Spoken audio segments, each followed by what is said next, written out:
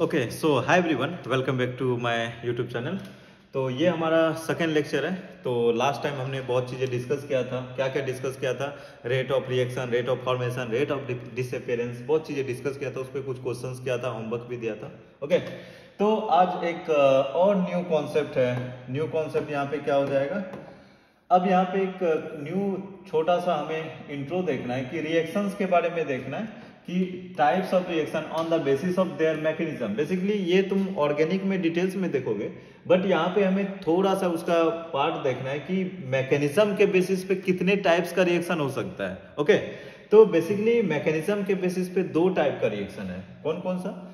First जो reaction है, first reaction को बोला गया एलिमेंट्री रिएक्शन। क्या बोलोगे? Elementary reaction.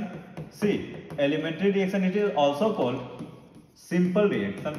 अच्छा, ये होता क्या है एलिमेंट्री रिएक्शन और सिंपल रिएक्शन? देखो ये बहुत इजी है कि इसको तुम कैसे आइडेंटिफाई करोगे, किस तरह से डिफाइन करोगे। बेसिकली होता क्या है कि अगर कोई भी रिएक्शन ओनली वन स्टेप में कंप्लीट कर रहा है, सपोज तुम्हें एक जगह से दूसरे जगह जाना है, एक जगह से दूसरे जगह एक ही स्टेप में तुमने कंप्लीट कर दिया, बीच में मतलब मल्टीपल स्टेप से नहीं गया, एक ही स्टेप में चले गया, तो डेट इज कॉल्ड क्या? That is called single step. Suppose हम लोग इसको डिफाइन कैसे कर सकते हैं? The reaction which complete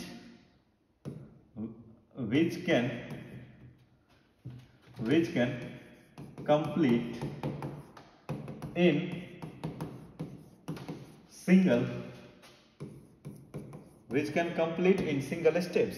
For example, see, for example, अगर मैं एग्जांपल बोलूं, कोई ए रिएक्टेंट है और ये बी, इन दोनों को जब रिएक्ट कराया तो एक कोई प्रोडक्ट बना। ठीक है, हमें कैसे पता चलेगा कि ये एक ही स्टेप में प्रोडक्ट बना दिया? तो उसके लिए हमें एक मैकेनिज्म देखना होता है। मैकेनिज्म बेसिकली होता क्या है कि वो रिएक्शन कितने स्टेप में कंप्लीट किया, उस वाले को ब्रेक करके शो करता है कि कितने स्टेप में हुआ।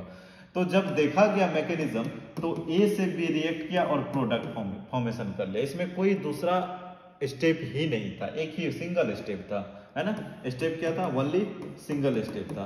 तो डेट मीन्स कि ये एक ही स्टेप में प्रोडक्ट में जा रहा है, एक ही स्टेप में इसने कंप्लीट कर लिया। तो इस रिएक्शन को क्या बोलोगे? This is called elementary reaction, और we can say simple reaction. That's it. अभी माइंड में इतना ही फिर फिक्स रखो कि which can complete in single step. जो सिंगल स्टेप में होगा that is called elementary reaction. Second पे आ जाओ, point number two. Point number two is complex reaction. अब देखो एलिमेंट्री है और सेकेंड क्या है? कॉम्प्लेक्स। दैट मीन्स कि ये जो रिएक्शन है थोड़ा सा कॉम्प्लिकेटेड होने वाला है। तो और इस रिएक्शन को डिफाइन कैसे करोगे? ये रिएक्शन सिंगल स्टेप में कंप्लीट नहीं होगा, मोर देन वन स्टेप होगा। तो क्या बोलोगे? The reaction which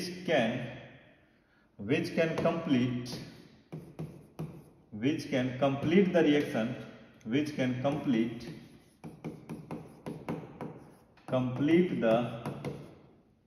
reaction, more than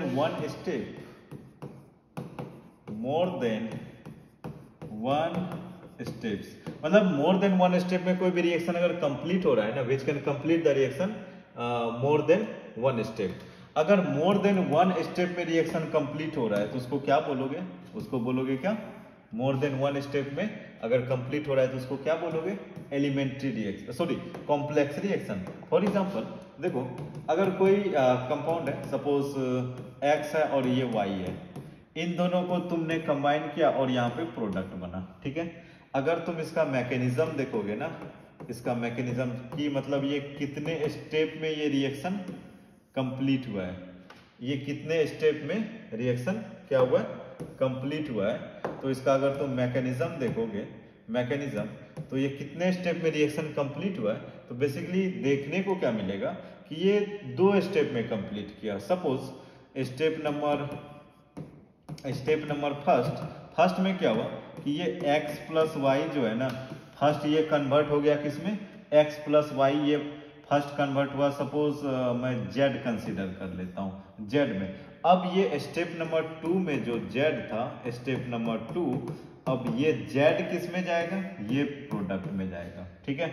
अब इन दोनों को अगर तुम ऐड करोगे तो जेड जेड कैंसिल हो जाएगा और x प्लस वाई और ये फाइनली पी फॉर्मेशन होगा। तो यहाँ पे देखो कि 2 स्टेप हो सकता है कि 3 स्टेप और 4 स्टेप भी हो सकता है, I don't know, but at least more than 1 step होगा। तो सपोज यहाँ पे 2 स्टेप हुआ ना, तो उसमें एक ऐसा स्टेप होगा ना जो कि क्या होगा, वो बहुत स्लो स्टेप होगा। तो चलो ये इस स्टेप को हमने फास्ट कंसीडर किया और ये स्टेप क्या हो जाएगा, स्लो। तो कॉम्प्लेक्स में 2 स्टेप होगा, one is fast another is slow. जो स्लो स्टेप होगा ना उसी का हम लोग रेट डिटरमाइन कर सकते हैं। किसका, स्लो स्टेप का रेट डिटरमाइन कर सकते हो। तो इसीलिए हम लोग बोलते हैं स्लो स्टेप को क्या बोलते हैं, slow step is also called RDS. What is the meaning of RDS? RDS means what, rate determining step. ये हम लोग देखेंगे। अब ये जो दोनों स्टेप है ना, every step in the complex reaction is called every step in the complex reaction will be elementary step। तो ये दोनों जो स्टेप होगा ना, ये every single step will be elementary step और इसको तुम क्या बोलो, एलिमेंट्री रिएक्शन बोलो। डेट मीन्स कि स्टेप नंबर फर्स्ट का जो रिएक्शन है ये भी एलिमेंट्री होगा, सिंगल स्टेप में कंप्लीट हो रहा है, ये भी एलिमेंट्री होगा, सिंगल स्टेप में कंप्लीट हो रहा है। तो ये दोनों एलिमेंट्री होगा और दोनों को कंबाइन करोगे तो क्या बनेगा, कॉम्प्लेक्स बनेगा। तो यहाँ पे एक हम लोग नोट लिख सकते हैं कि कॉम्प्लेक्स रिएक्शन में रेट किस पे डिपेंड करेगा, रेट डिपेंड करेगा किस पे, आरडीएस, रेट डिटरमाइनिंग स्टेप पे डिपेंड, स्लो स्टेप पे डिपेंड करेगा। तो so we can write rate of the reaction, हम लोग क्या लिख सकते हैं, रेट ऑफ द रिएक्शन, और वी कैन से कि rate of the reaction of complex reaction depends on slow step. So we can write rate of reaction ROR, rate of reaction of complex reaction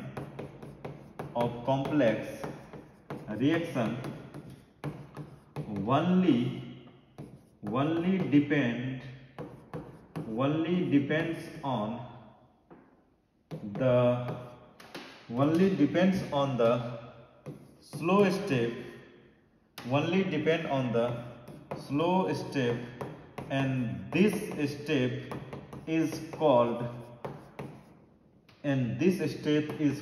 RDS, rate determining step। okay everyone, rate determining step, that means कि rate of reaction जो है ना किस पे depend करेगा, of the complex reaction only depends on the slow step. ठीक है, slow step पे डिपेंड करेगा, बाकियों पे करेगा वो जो मैंने देखा था, बट इसमें इन दोनों में कंपेयर करोगे तो इस पे डिपेंड करेगा। और इसी को हम लोग क्या बोलेंगे, आरडीएस, रेट डिटरमाइनिंग स्टेप। क्योंकि फास्ट रिएक्शन का रेट हम लोग इन जनरल मेजर नहीं करते हैं, जो स्लो और मॉडरेट होता है उसी को, वेरी स्लो को भी नहीं मेजर करेंगे, जो स्लो और मॉडरेट है उसी का रेट मेजर कर सकते हो। तो यही कॉम्प्लेक्स और एलिमेंट्री में डिफरेंस था, ये जस्ट माइंड में रखना, इससे डायरेक्टली क्वेश्चन नहीं आएगा बट इनडायरेक्टली क्वेश्चन पूछेगा। ओके, तो नेक्स्ट हमारे पास एक और कॉन्सेप्ट है, that is called rate law. Concept क्या है, रेट लॉ। देखो रेट लॉ बेसिकली होता क्या है कि अभी जस्ट हमने देखा कि रेट किस पे डिपेंड करता है, लास्ट क्लास में हमने देखा कि रेट कंसंट्रेशन पे भी डिपेंड करता है, कि जितना ज्यादा कंसंट्रेशन बढ़ाओगे ना उतना ज्यादा रेट क्या होगा, इंक्रीज होगा, है ना। रेट मतलब स्पीड रिएक्शन का इंक्रीज होगा। तो उसी से रिलेटेड एक कॉन्सेप्ट है, that is called rate law. तो रेट लॉ में बेसिकली बोला क्या गया कि अगर तुम कोई भी कंसंट्रेशन इंक्रीज कराते हो तो उसका रेट क्या हो जाएगा, इंक्रीज हो जाएगा। तो वही था, देखो यहाँ पे rate of a chemical reaction and the concentration of its reactant raised to the specific power, rate of the chemical reaction and concentration of its reactant raised to the power specific power, it is determined experimentally and indicates how the concentration of each reactant influences the reaction rate। Basically इसका meaning क्या होता है ना, ये इसका meaning ये होता है कि रेट जो है ना, rate directly proportional to what, concentration of reactant. किसके प्रोपोर्शनल होगा, कंसंट्रेशन ऑफ रिएक्टेंट और इस पे तुम कुछ पावर रेज कर दो, और वो पावर क्या होगा, वो ऑर्डर होता है, वो हम लोग बाद में देखेंगे। तो rate directly proportional. For example अगर मैं एक एग्जांपल लूँ, अगर मैं एक एग्जांपल लूँ, सपोज ए प्लस बी है और ये प्रोडक्ट बना है पी, तो यहाँ पे ये तुम्हारे पास क्या है, ये रिएक्टेंट है, रिएक्टेंट है। तो इसके अकॉर्डिंग रेट क्या हुआ, रेट क्या हुआ, तो rate directly proportional to, rate directly proportional to concentration. यहाँ पे कंसंट्रेशन क्या है, ए है और कंसंट्रेशन बी है, और एक पॉइंट यहाँ पे लिखा हुआ है raise to the power concentration of reactant raise to the specific power. यहाँ पे कोई भी एक पावर होगा, m होगा और n होगा, कोई एनी कुछ भी पावर है, मान लो कि m और n कोई एक पावर है ना। ये पावर कहाँ से पता चलेगा, ये एक्सपेरिमेंटल डाटा है, एक्सपेरिमेंट के थ्रू पता चलेगा, प्रैक्टिकल के थ्रू पता चलेगा। और रेट हम लोग इन जनरल ऐसे नहीं निकालते हैं, हम लोग प्रैक्टिकल करके पता चलता है कि अच्छा इसका रेट इतना है, अच्छा इसका रेट इतना है, ठीक है। प्रैक्टिकली इसका रेट डिटरमाइन किया जाता है। तो ये हो गया तुम्हारे पास रेट लॉ का एक रिलेशन। अगर तुम इसका इक्वेशन लिखना चाहते हो, प्रोपोर्शनलिटी कांस्टेंट रिमूव करना चाहते हो, तो रेट इज इक्वल टू होता है K into concentration of A to the power m concentration of B to the power n। Okay, तो ये फाइनली तुम्हारे पास क्या हो गया, रेट लॉ का एक बहुत अच्छा इंपॉर्टेंट रिलेशन आ गया। R is equal to K into concentration of A to the power m concentration of B to the power B। Okay, तो हम लोग वन बाय वन देखते हैं कि R तो तुम्हें पता है रेट, अब K क्या हो जाएगा, K होता है प्रोपोर्शनलिटी कांस्टेंट, इसी को बोला जाता है रेट कांस्टेंट। क्या बोलोगे, रेट कांस्टेंट, इसको बोला जाता है क्या, रेट कांस्टेंट। अब ये बताओ m क्या होता है, m को बोला जाता है order of reaction, order of reaction with respect to A. m को क्या बोलोगे, order of reaction, order of reaction with respect to A, और n को क्या बोलोगे, n को बोलोगे order of reaction, order of reaction with respect to B। Okay, order of reaction A and B। Fine everyone. और concentration, ये जो capital bracket है ना, स्क्वायर ब्रैकेट, इसको बोला जाता है क्या, कंसंट्रेशन, और इसको भी कंसंट्रेशन। तो concentration of A and concentration of B, तो इसको कैसे रीड करोगे, concentration of A and capital bracket है या स्क्वायर ब्रैकेट इसको बोलो, और इसको क्या बोलोगे, कंसंट्रेशन ऑफ B।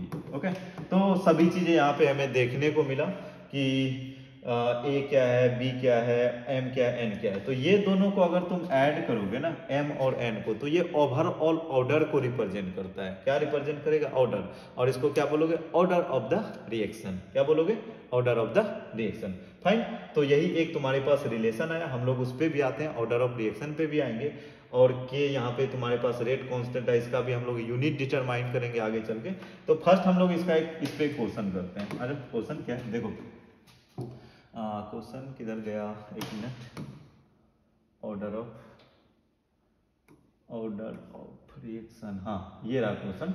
तो फर्स्ट ऑफ ऑल क्वेश्चन करने से पहले ऑर्डर ऑफ रिएक्शन के बारे में थोड़ा सा देख लेते हैं, ठीक है, तब क्वेश्चन करेंगे। देखो ऑर्डर ऑफ रिएक्शन बेसिकली होता क्या है, ऑर्डर ऑफ रिएक्शन कि जो भी रिएक्टिंग स्पीसीज पे है ना, उस पे कितना पावर है उसको ऐड कर दो, that is called order of reaction. ठीक है, order of reaction. See the sum of power of concentration of reactant, sum of power of concentration of reactant in the rate law expression is called order of reaction at chemical reaction of that chemical reaction। See, अगर कोई भी reaction है, for example अभी just हमने वो देखा, अभी वो रिएक्शन देखा, ठीक है, तो उसी को हम लोग कंटिन्यू करते हैं। देखो कौन सा रिएक्शन था,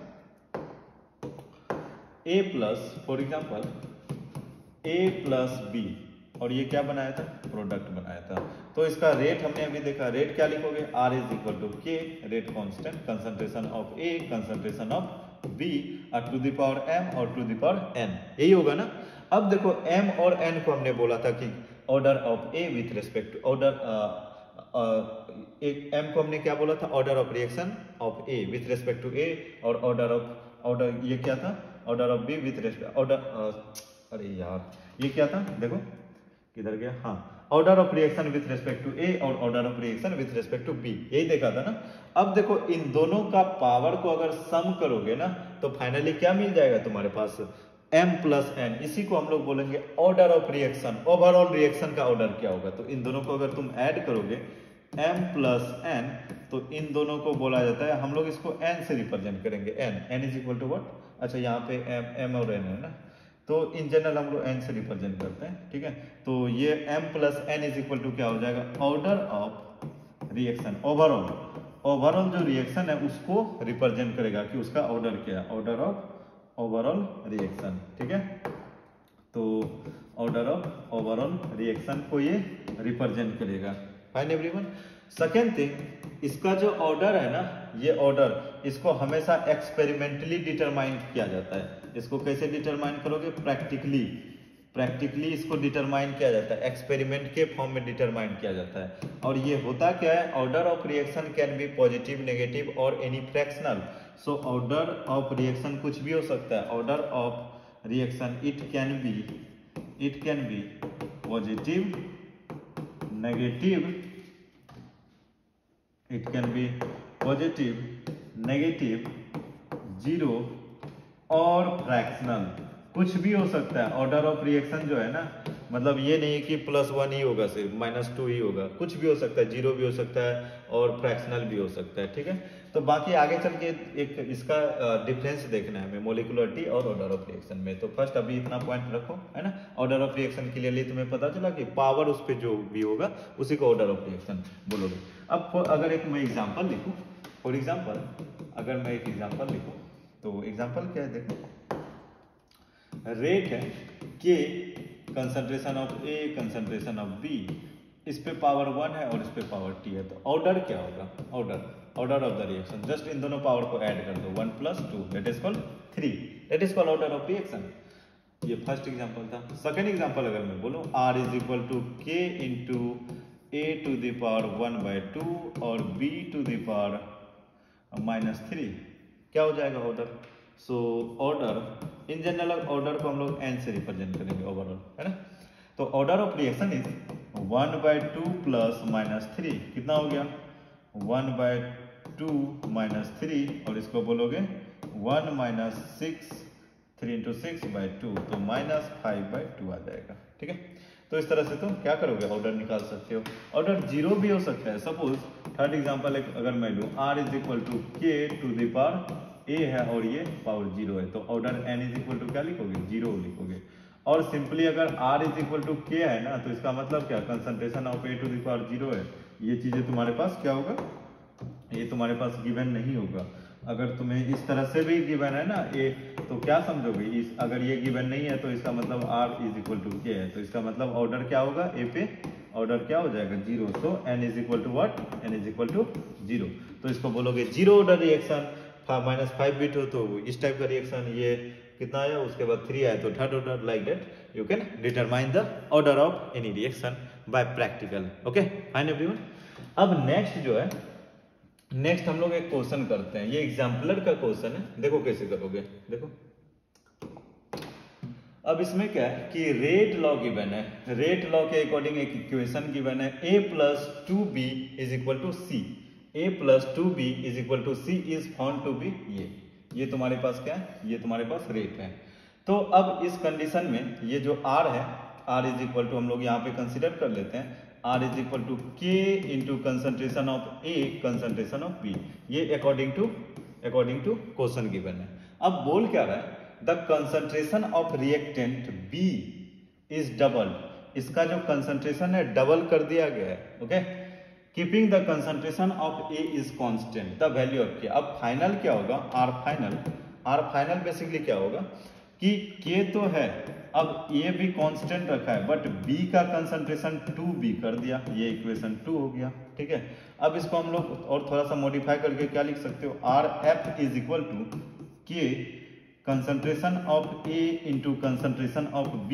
अब 2 को बाहर निकालो, 2 को बाहर निकालोगे तो यहाँ पे 2 से मल्टीप्लाई हो जाएगा, और ये जो टर्म है ना, ये टर्म, ये वाला टर्म, ये तो क्या है, ये R ही तो है ना, R ही तो है। तो सो R फाइनल = 2 × R।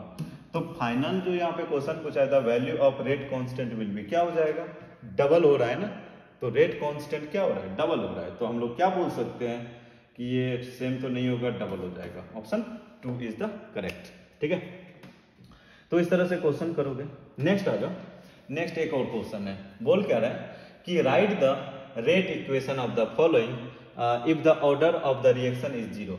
अब देखो 2A है और B है, तो मुझे नहीं पता है कि इसका ऑर्डर क्या होगा, तो हम लोग क्या लिख सकते हैं, R is equal to K into concentration of A और concentration of B to the power M और N हमने लिखा।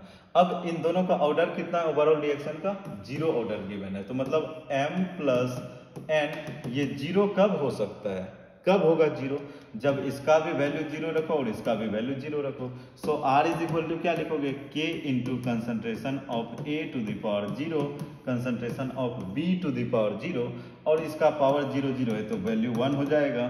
सो R is equal to K। तो बस यही हो गया, इसमें कुछ ज़्यादा करना नहीं था। तो finally R is equal to K, तुम्हारे पास ये आंसर हो जाएगा कि रेट इक्वेशन क्या हो गया, R is equal to K। Okay, next आ जाओ। नेक्स्ट है कि यूनिट कैसे डिटरमाइन करोगे। अभी जो हमने देखा के बेसिकली क्या था, के तुम्हारे पास था रेट कांस्टेंट, इसका हमें यूनिट डिटरमाइन करना है। देखो यूनिट कैसे निकालोगे, तो फॉर एग्जांपल अगर अभी जो हमने रेट लॉ में एक इक्वेशन लिखा था A प्लस बी, ये प्रोडक्ट फॉर्मेशन हुआ था, ठीक है, तो इसी का हमें यूनिट डिटरमाइन करना है। तो हमने क्या देखा था, rate is equal to K into concentration of A to the power M और कंसंट्रेशन ऑफ B। यहाँ पे मैं अगर पावर X और Y लिखूँ तो चलेगा क्या, बिल्कुल चलेगा, कोई दिक्कत नहीं है। इसका X पावर लिखूँ और concentration of B to the power Y लिखूँ, ठीक है। तो हमें K का चाहिए, क्या चाहिए K का हमें चाहिए यूनिट चाहिए। तो K इज इक्वल टू क्या बोलोगे, R by concentration of A to the power X, concentration of B to the power Y। देखो कि हमें कंसंट्रेशन तो ये है, अगर मैं बोलूं कि कंसंट्रेशन ऑफ A और B दोनों इक्वल है, तो मतलब ये जो कंसंट्रेशन है दोनों का यूनिट तो सेम ही होता है ना, तो इसका यूनिट क्या हो जाएगा, दोनों का सेम ही हो जाएगा। और बोल सकते हो कि दोनों का कंसंट्रेशन इक्वल है, तो इस कंडीशन में क्या लिखोगे, R to the power concentration of A to the power X plus Y। बोलोगे क्या, X प्लस Y, क्योंकि ये पावर सेम हो जाता है जब बेस इक्वल होगा, तो ठीक है, पावर ऐड हो जाएगा जब बेस क्या होगा, इक्वल। तो ये तुम्हारे पास K आ गया। तो यहाँ पे फाइनली तुम K इज इक्वल टू क्या लिखोगे, R to the power concentration of A to the power N। अब यहाँ पे बोलोगे कि व्हाट इज N यहाँ पे हो जाएगा X प्लस Y, और इसी को क्या बोलोगे, order of the reaction, okay. N is equal to X plus Y, order of reaction. देखो अब इसको हम और थोड़ा सा सिंप्लीफाई करते हैं, बिकॉज हमें यूनिट चाहिए ना। तो K is equal to R का यूनिट हमने क्या देखा था, R का हमने यूनिट देखा था मोल, R का यूनिट हमने क्या देखा था, मोलर पर सेकेंड, यही देखा था क्या, R का यूनिट मोलर पर सेकेंड। और A का यूनिट, A मतलब यहाँ पे कंसंट्रेशन ऑफ A है, तो इसका यूनिट क्या हो जाएगा, मोल होगा क्या, और इस पे molar to the power N। So K is equal to क्या लिखोगे, M to the power base, यहाँ पे 1, बेस दोनों का सेम है तो 1 माइनस N, और ये ऊपर जाएगा तो माइनस, और ये पर सेकेंड हो जाएगा। एक ये भी तुम लिख सकते हो, एक ये भी M यहाँ पे क्या हो जाएगा, मोलारिटी के टर्म में मोलर हो जाएगा, M is equal to molar. अगर तुम इसको मोल पर लीटर के फॉर्म में लिखो तो ये भी पॉसिबल है, K इज इक्वल टू क्या हो जाएगा, mole per litre to the power 1 minus N, और ये पर सेकेंड। तो दोनों पॉसिबल है, यस या नो, दोनों तुम्हारे पास पॉसिबल है, फर्स्ट भी पॉसिबल है और सेकेंड भी। अगर तुम्हें यूनिट किस में चाहिए, मोलर में चाहिए, तो ये फार्मूला यूज करोगे, और पर मोल पर लीटर में चाहिए तो ये फार्मूला यूज करोगे। Okay fine everyone. अब यहाँ पे N क्या है, N तुम्हारे पास हो जाएगा ऑर्डर ऑफ रिएक्शन, N क्या लिखोगे, ऑर्डर ऑफ रिएक्शन, फाइन। तो N हो जाएगा तुम्हारे पास ऑर्डर ऑफ रिएक्शन। अब तुम कोई भी रिएक्शन है ना, तो तुम इजिली उसका क्या कर सकते हो, इजिली उसका तुम यूनिट डिटरमाइन कर सकते हो। सपोज अगर N इज इक्वल टू मैं 0 लूँ, N इज इक्वल टू क्या लूँ, 0, तो 0 अगर लेते हो तो इसको बोला जाता है जीरो ऑर्डर रिएक्शन। क्या बोलोगे, जीरो ऑर्डर रिएक्शन। तो K का यूनिट अभी हमने क्या देखा था, per mole 1 minus N, sorry molar to the power 1 minus N per second, ये देखा था क्या। अब जीरो ऑर्डर है तो n का वैल्यू क्या हो जाएगा 0, तो यहाँ पे मोलर टू द पावर 1 हो जाएगा और पर सेकेंड, और तो इसका यूनिट क्या लिखोगे मोलर पर सेकेंड, ये भी यूनिट पॉसिबल है। अब इसका मोलर का भी वैल्यू एक बार रखना, अगर तुम मोलर का वैल्यू रखते हो तो के क्या हो जाएगा, मोलर इज इक्वल टू क्या होता है मोल पर लीटर ना, हम इसको लिख सकते हैं मोल पर लीटर पर सेकेंड। तो जीरो ऑर्डर का यूनिट क्या हो जाएगा, ये हो जाएगा तुम्हारे पास जीरो ऑर्डर का यूनिट। अब सिमिलरली अगर मैं बोलूं कि सेकेंड ऑर्डर का क्या होगा, नहीं पहले फर्स्ट ऑर्डर का, ये फर्स्ट हो गया सेकेंड, अब फर्स्ट ऑर्डर का क्या होगा फर्स्ट ऑर्डर। तो अगर तुम्हें फर्स्ट ऑर्डर का यूनिट निकालना है तो इसके लिए क्या करोगे, तो n का वैल्यू यहाँ पे क्या होगा n इज इक्वल टू 1, तो k का unit molar 1 minus n per second, और n का वैल्यू 1 है तो k इज इक्वल टू क्या हो जाएगा मोलर 1 माइनस 1 पर सेकेंड। अब 1 माइनस 1 0 हो गया, तो ये ओवरऑल क्वांटिटी 1 हो जाएगा, सो k इज इक्वल टू पर सेकेंड। सो पर सेकेंड का सॉरी फर्स्ट ऑर्डर का रिएक्शन क्या हो जाएगा पर सेकेंड हो जाएगा। इसी तरह तुम कुछ भी रखो ना, अब इजीली तुम डिटरमाइन कर सकते हो। अगर तुम सेकेंड ऑर्डर का डिटरमाइन करना चाहते हो second order, so n is equal to what n is equal to 2, and also we know k is equal to molar to the power 1 minus n per second, so k is equal to m to the power 1 minus 2 per second, or we can write k is equal to what per molar per second, और molar का unit एक तो ये हो जाएगा, और molar is equal to what mole per litre, so k is equal to mole per litre, और इस पे भी पावर माइनस 1 है पर सेकेंड, तो finally k is equal to क्या लिखोगे माइनस माइनस, यहाँ सॉरी यहाँ पे क्या हो जाएगा, ये माइनस होगा और ये माइनस माइनस प्लस, तो लीटर पर मोल एंड पर सेकेंड, लीटर पर मोल एंड पर सेकेंड। तो फाइनली इस तरह से क्या करोगे यूनिट तुम डिटरमाइन कर सकते हो, यस या नो। अब देखो इस पे क्वेश्चंस आएंगे, तुम इजीली कर लोगे। अब नेक्स्ट एक और इजी सा कॉन्सेप्ट है मोलिकुलरिटी। अब देखो मोलिकुलरिटी होता क्या है कि मोलिकुलरिटी ऑफ द रिएक्शन, ये बेसिकली ओनली अप्लीकेबल किसके लिए होता है मोलिकुलरिटी, ओनली ये एलिमेंट्री रिएक्शन के लिए होता है, मतलब जो कि क्या होगा सिंगल स्टेप में कंप्लीट हो जाए, क्या बोलोगे which completes in single step, that is called only valid for elementary reaction. और एलिमेंट्री रिएक्शन क्या होता है which complete in single step. देखो order of molecularity of the reaction क्या होता है ना, कि कितना रिएक्टिंग मॉलिक्यूल कोलाइड कर रहा है एक टाइम पे, सपोज एक टाइम पे इधर से भी आया इधर से भी, एक टाइम पे कोलाइड हुआ, कितना टाइम में कोलाइड हुआ, एक फिक्स टाइम पे कितना मॉलिक्यूल्स कोलाइड हुआ, दैट इज कॉल्ड मोलिकुलरिटी। खुद मॉलिक्यूल्स कोलाइड होकर प्रोडक्ट फॉर्मेशन कर सकता है, 2 मॉलिक्यूल्स कोलाइड होकर प्रोडक्ट फॉर्मेशन कर सकता है, और एक टाइम पे 3 मॉलिक्यूल्स कोलाइड करके प्रोडक्ट फॉर्मेशन कर सकता है। तो मैक्सिमम मॉलिक्यूल्स जो है ना कोलाइड होगा एट ए टाइम 3 मॉलिक्यूल्स, और बोलोगे कि 4 पॉसिबल है क्या, सपोज 3 तो पहुंच गया एक पीछे रह गया, तो उस कंडीशन में कोलिजन नहीं होगा। तो मैक्सिमम से मैक्सिमम जो देखा गया ना कि at a time 3 molecules collide हो सकता है, ओके, और 4th नहीं देखा गया। सो मोलिकुलरिटी मैक्सिमम 4 होगा, और मिनिमम कितना होगा, एक मॉलिक्यूल्स खुद कोलाइड होकर प्रोडक्ट फॉर्मेशन हो जाए, मिनिमम 1 होगा और मैक्सिमम 3 हो सकता है।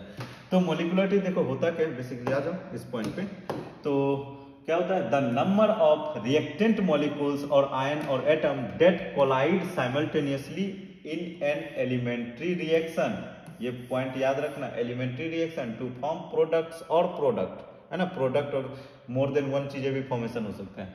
तो सपोज ये कोई भी रिएक्टिंग स्पीसीज है, ये खुद कोलाइड होकर प्रोडक्ट फॉर्मेशन कर सकता है, खुद कोलाइड होकर प्रोडक्ट फॉर्मेशन हो सकता है, या 2 रिएक्टिंग स्पीसीज है, ये दोनों कोलाइड होके क्या कर सकता है प्रोडक्ट फॉर्मेशन कर सकता है। और एक और पॉसिबिलिटी है कि साइमल्टेनियसली क्या होगा, ये तीनों क्या करेगा रिएक्ट करके प्रोडक्ट फॉर्मेशन हो सकता है। So molecularity can be 3 type, कौन कौन सा, unimolecular, bimolecular and trimolecular, okay? तो unimolecular means what, single molecule collide होकर प्रोडक्ट फॉर्मेशन होगा, बाई मॉलिक्यूल्स 2 मॉलिक्यूल कोलाइड होकर प्रोडक्ट फॉर्मेशन होगा, ट्राई मॉलिक्यूलर 3 मॉलिक्यूल्स कोलाइड होकर प्रोडक्ट फॉर्मेशन होगा। तो इस तरह से हम लोग डिफाइन कर सकते हैं, इसका एग्जांपल भी है, बट इतना इनफ है तुम्हारे लिए molecularity. Okay, basically in general exam में पूछा जाएगा what is the difference between order of reaction and molecularity. Okay, तो ये मोलिकुलरिटी हो गया। अब देखो मोलिकुलरिटी तुम एक्सपेरिमेंटली क्या इसे थ्योरेटिकली भी डिटरमाइन कर सकते हो, और ये मोलिकुलरिटी ओनली एप्लीकेबल किसके लिए होता है, only applicable for elementary reaction. Second thing, molecularity can be only whole number like 1 2 3 like that. Okay, ये नेगेटिव नहीं होगा, नेगेटिव नहीं होगा, फ्रैक्शनल नहीं होगा। ओके, ये 1 2 3 काइंड ऑफ हो सकता है। तो आ जाओ अब इन दोनों के बारे में थोड़ा सा हम लोग डिफरेंसेस देख लेते हैं कि मोलिकुलरिटी और डिफरेंसेस क्या है, ऑर्डर ऑफ रिएक्शन और मोलिकुलरिटी। ऑर्डर ऑफ रिएक्शन और मोलिकुलरिटी, इधर तुम्हारे पास ऑर्डर आएगा, order of the reaction, order of the reaction, और इधर क्या है, मोलिकुलरिटी है। ओके, इन दोनों में क्या रिलेशन है, order of reaction and molecularity. See, हमें पता है कि ऑर्डर ऑफ रिएक्शन एक्सपेरिमेंटली ही डिटरमाइन कर सकते हो यूजिंग रेट लॉ। यस, ये मेजर डिफरेंस था first.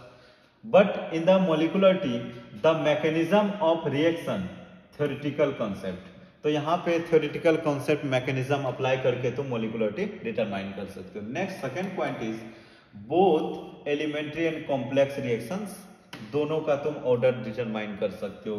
Okay, order both complex and elementary reaction, but molecularity can be determine only for elementary reaction. Molecularity only elementary का determine करोगे। Point number third point में देखो, order can be 0, fractional और whole number, but always remember molecularity always a whole number, 1 2 और 3, इससे ज्यादा नहीं होगा।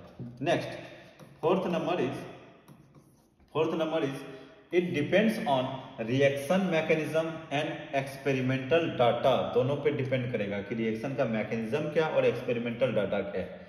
बट इस पे अगर देखो, it only depends on the number of reacting species in a single step, single step में कितना रिएक्टिंग स्पीसीज है, ओनली उस पे डिपेंड करेगा। नेक्स्ट, अब देखो यहाँ पे एक एग्जांपल है 2a + b c, तो if rate law is apply, rate law apply करोगे तो ऐसा होना चाहिए, मतलब रेट लॉ अप्लाई करने के बाद ये आया इसका 1 और इसका 2, सो ऑर्डर इसका कितना हो गया, 3 हो गया। तो देखो किस तरह का है, 2a इधर था, b था, b पे 2 आ गया, तो मतलब ऑर्डर थोड़ा सा 3 आ गया। तो बट यहाँ पे है क्या कि 2a और b है, तो इसका मोलिकुलरिटी क्या हो जाएगा, 3 ही होगा, बिकॉज 2 इधर पार्टिसिपेट हुआ, इधर कितना हुआ है, 1 पार्टिसिपेट हुआ, तो इसका मोलिकुलरिटी क्या होगा, सिंगल स्टेप में मोलिकुलरिटी इज 3। यहाँ पे देखो इसका ऑर्डर 2 भी हो सकता है, इसका इस वाले का 2 भी हो सकता है, 3 भी हो सकता है, कुछ भी हो सकता है, बट मोलिकुलरिटी ओनली कितना रिएक्टिंग स्पीसीज पार्टिसिपेट कर रहा है वही हो जाएगा तुम्हारे पास मोलिकुलरिटी। अब last point is it can be 0 negative as determined by the experiment, ये चीज ऑलरेडी हमने देखा, but it can not be 0 और नेगेटिव। ओके, तो ये सभी चीजें दोनों में डिफरेंसेस था। अब चलो हम लोग कुछ 1-2 क्वेश्चंस करते हैं। देखो ये सीबीएसई का 1 मार्क्स का क्वेश्चन था, तो करते हैं 1 बाय 1। देखो फर्स्ट में क्या है, असर्शन रीजन में क्या पूछा है, order of reaction and molecularity are always same for complex reaction. नहीं, एलिमेंट्री रिएक्शन के लिए ऑर्डर और मोलिकुलरिटी सेम होगा। ओके, यहाँ पे लिखा है, ये जो है ना ऑर्डर, मोलिकुलरिटी जो है ना और ऑर्डर, वो दोनों ओनली एलिमेंट्री रिएक्शन के लिए सेम होता है, कॉम्प्लेक्स के लिए क्या होगा, सेम नहीं होगा, तो ये इनकरेक्ट हो जाएगा, असर्शन इज इनकरेक्ट, मतलब ट्रू, सॉरी फॉल्स हो जाएगा। रीजन, और रीजन में क्या बोला है कि order is determined experimentally and molecularity is applicable only for elementary. ये रीजन करेक्ट है बट असर्शन इनकरेक्ट है, तो क्या बोलोगे कि ए इज फॉल्स, ये क्या है, फॉल्स है, और आर क्या हो जाएगा, ये ट्रू हो जाएगा। तो ये जिसमें भी ऑप्शन है, सॉरी ये जिसमें भी ऑप्शन है क्या करोगे, ये भी जिसमें भी ऑप्शन है उसको क्लिक कर दोगे, ठीक है, फॉल्स एंड ट्रू, फाइन। तो ये क्वेश्चन हो गया। एक और हम लोग क्वेश्चन करते हैं, आ जाओ। एक क्वेश्चन क्या है कि for a reaction a + b the rate law is given. Okay, कोई भी एक रिएक्शन है और इसका रेट लॉ गिवन है, ये वाला रिएक्शन है a + b, प्रोडक्ट फॉर्मेशन किया, और इसका रेट लॉ क्या है, R is equal to K into concentration of A to the power 1/2 concentration of B is 2, है ना। What is the order of reaction, अरे ये तो बहुत इजी है। N इज इक्वल टू क्या लिखोगे, N is equal to order 1/2 plus 2, तो कितना हो गया 2 to 4 5/2। This is the order of reaction is 5/2 order of reaction, ठीक है। तो ये तो इजी था। नेक्स्ट क्वेश्चन, अब नेक्स्ट क्वेश्चन ये देखो होमवर्क के लिए है, तो ये खुद से तुम ट्राई करना होमवर्क के लिए, देख लो क्वेश्चन क्या है।